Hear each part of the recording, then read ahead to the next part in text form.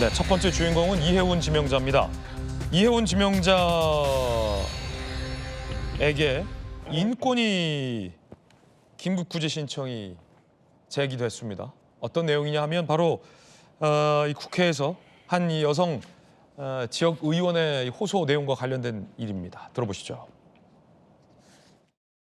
저는 임신 상태에서 괴롭힘을 여러 차례 당해왔습니다. 총선 이후 이혜훈 당협위원장은 낙선의 핑계를 해당 구의원 3명에게 탓하였고 2025년 2월에는 사람을 매수하여 허위사실로 윤리위원회 제소가 이루어지도록 하였습니다. 당시 저는 임신 초기였습니다. 너무 힘들었습니다. 열심히 지역과 당을 위해 일해온 저에게 힘으로 거짓 증인까지 내세운 당협위원장의 괴롭힘을 겪으면서도 당시 저는 제 아기를 지키기 위해 더 이상 그 무엇도 하질 못했습니다. 이분 역시 현역 구의원입니다. 얼굴까지 다 공개하면서 공개적으로 폭로를 한 겁니다. 임신 상태여서 힘들었다라는 이 괴롭힘과 관련된 주장입니다. 관련된 내용이 인권위에 접수가 됐다고 합니다.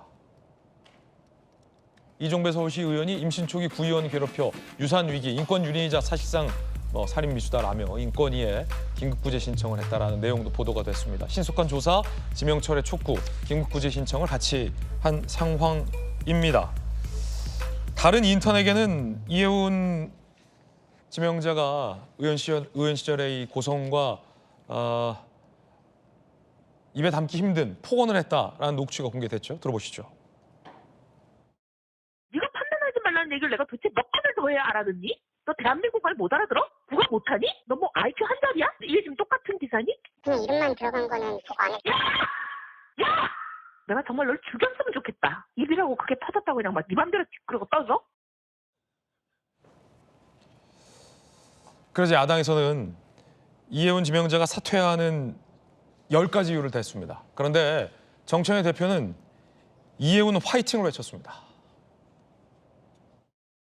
이혜훈 기획예산처 장관 후보자를 둘러싼 폭로가 사실상 1일 1폭로 수준으로 이어지고 있습니다. 고위공직자로서 도저히 용납되기 어려운 내용입니다. 첫째, 공개된 녹취에서 후보자는 인턴 직원에게 널 죽였으면 좋겠다는 등 인격 모독성 폭언을 쏟아냈습니다. 다섯째, 후보자 가족 재산은 10년 새 110억 원 이상이 증가했습니다. 나라 살림을 총괄할 후보자가 가장 먼저 설명해야 할 것이 자신의 재산이란 점부터 상식에 어긋납니다. 마지막으로 임신 중이던 현직 구의원이 유산 위기까지 겪었다는 증언은 충격적입니다. 염치가 있다면 국민에 대한 최소한의 책임은 사과와 자진 사퇴입니다.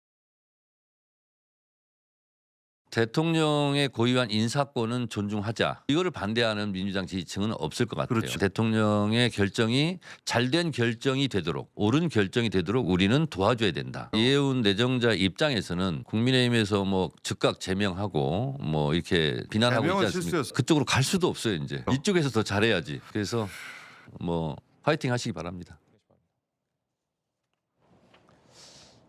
살짝 남일 얘기하듯이 들리기도 한다라는 반응도 당내에서 없지는 않은데 화이팅, 어쨌든 화이팅.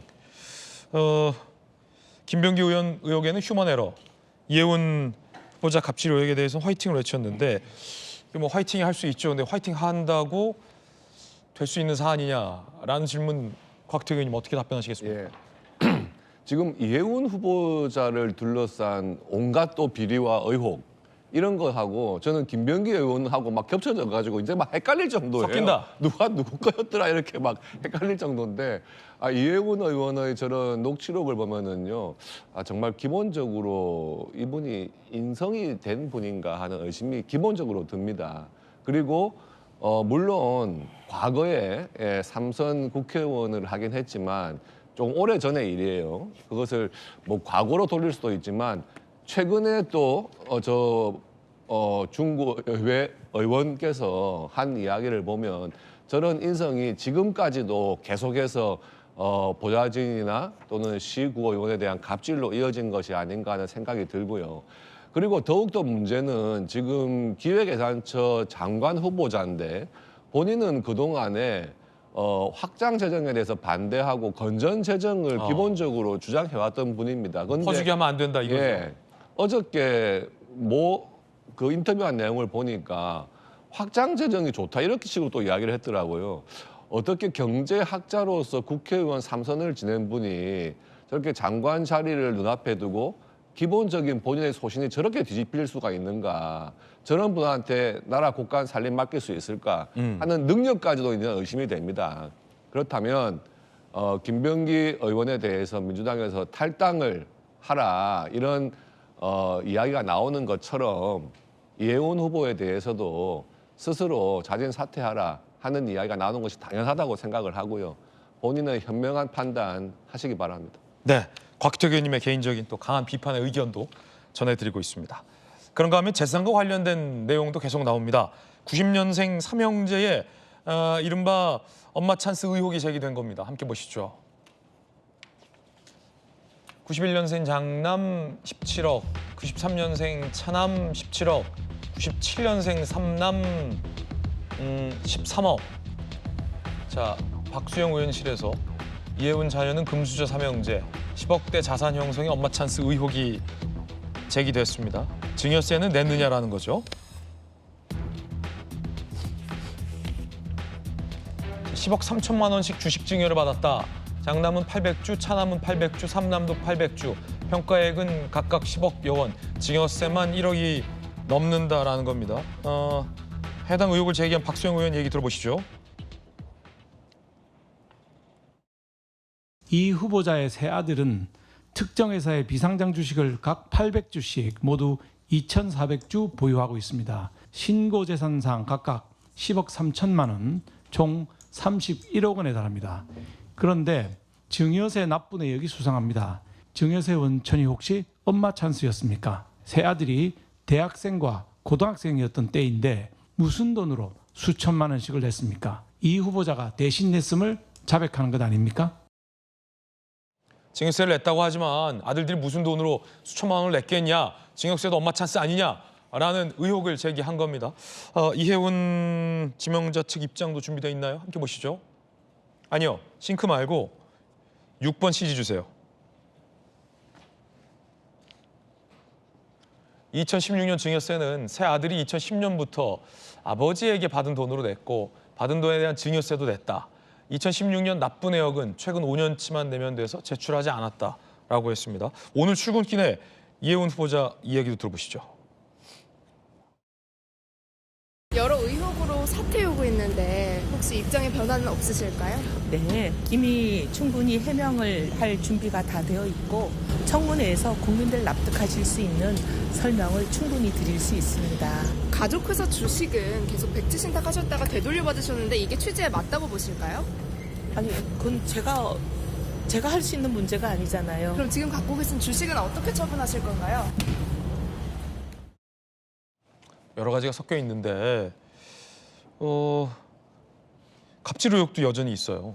특히나 이제 여성 중구 의원, 현직 중구 의원인데 임신 상태에서 아까 괴롭혔다. 저건 청문회에서 뭐 해명할 수 있는 여지가 뭐가 있을지도 좀 궁금한데 김주영 의원님 어떻게 보십니까?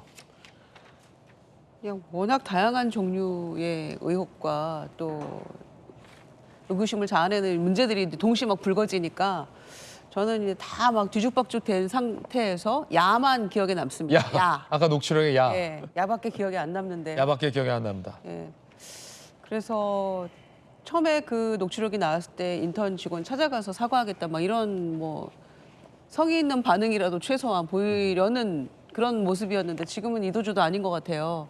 지금 그 중구 의원 엊그제 폭로했던 그 임신 상태에서 힘들었다라는 거기에 대해서 지금 이런 방구가 없기 때문에 최소한 저는 이제 이런 문제들은 인권과 관련된 문제 아닙니까? 네네. 또 여성 의원으로서 어떤 관련 법안들도 뭐 냈는지는 모르겠습니다만은 이 정도는 본인이 좀 사과하고 여기서 좀 해명을 하고 가야 되는 게 아닌가 싶은데 청문회 날짜를 좀 빨리 잡았으면 좋겠어요. 지금 상황에서는 청문회 까지 갈 수 있을까, 버틸 수 있을까? 저는 뭐 저도 의구심이 든다라는 말씀을 어제도 드렸습니다만은 지금 상황으로 봐서는 이해운 후보자가 청문회 일단 가서 나는 소명하겠다, 해명하겠다라고 버틸 것 같아요. 그리고 이미 지금 국민의힘에서도 곧바로 몇 시간 만에 제명당한 이 상황에서 내가 해명하고 버티지 못하면 나의 정치 생명 끝난다라는 그런 판단도 하고 있을 것 같거든요. 네. 동시에 대통령도 그 얘기를 하셨잖아요. 국민 검증에 이 파고를 넘는 것은 후보자 본인의 몫이다. 넘어야 된다. 이런 취지의 말씀도 했기 때문에 후보자도 내가 청문회에서 다 해명하겠다라고 얘기를 하고 있는 것 같고요. 그러나 결정적인 것은 강선우 후보자 때처럼 민심이 어디로 흘러가냐에 달려 있다고 생각합니다. 당시에는 강선우 후보자의 그 갑질 논란 때문에 지지율이 많이 흔들렸거든요. 그래서 그거를 좀 살펴보면 이번 주에 이게 청문회까지 갈지 말지가 좀 대충 윤곽이 파악되지 않을까 생각합니다. 네.